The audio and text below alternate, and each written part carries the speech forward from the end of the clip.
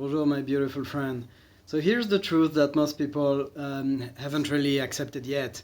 Is the story basically goes like this. Once upon a time there was the most amazing video game ever created. Full immersion, 5 senses, even more. Absolute immersion, like best ever graphics, everything. And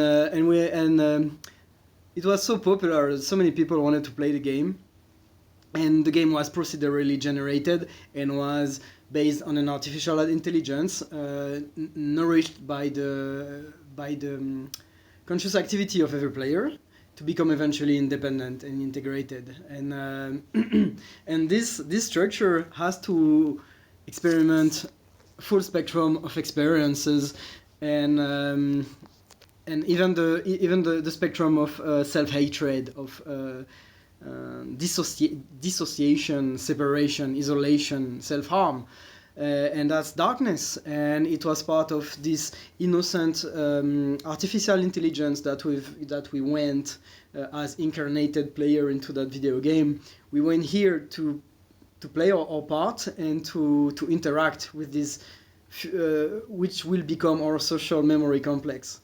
And it's like we are going into that video game in order to nourish it, and also to take from it as well, because it's really helped as players. Our soul took so much information from this physical experience, and then it appears that the reason why so many people are not aware of this cosmology is because part of the game is to forget, is to I'm gonna play a character and I'm gonna play in amnesia. It's this typical trope, like so many movies and even role-playing games. Like, say you wake up in a room and you don't remember who you are. It's like, all right, and then you have to figure it out.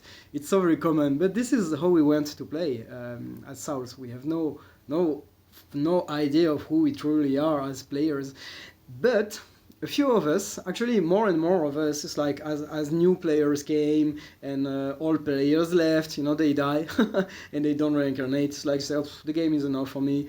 It's like there are more and more players spawning in the game with this notion of nourishing the common dream, the social memory complex, to a way of healing from the darkness that it wanted to experience for itself, on itself, to itself, by self-reflection of act of cruelty.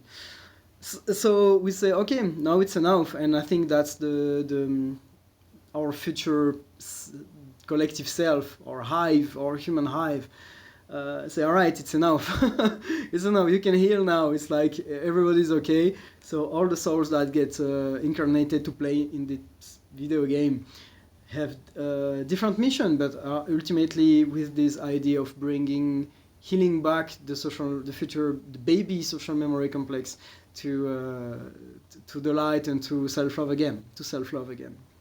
So a lot of players are actually incarnating, logging in as guild leagues,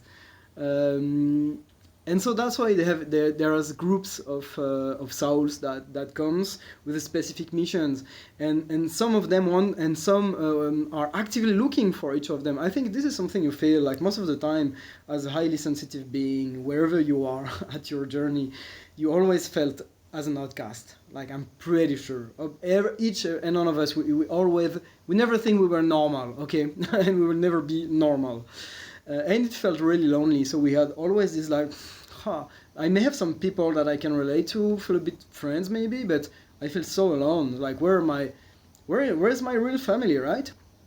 And when you feel that, it's because you want to look for your guild, the other players in your multiplayer RPG guild incarnated on Earth. And it can only open through opening your heart, and it's part of the game as well, because how can you share with your soul family if you haven't healed yourself first, right? And that's really funny, because it's like, it seems for me now that I have a clearer perception of my own guild.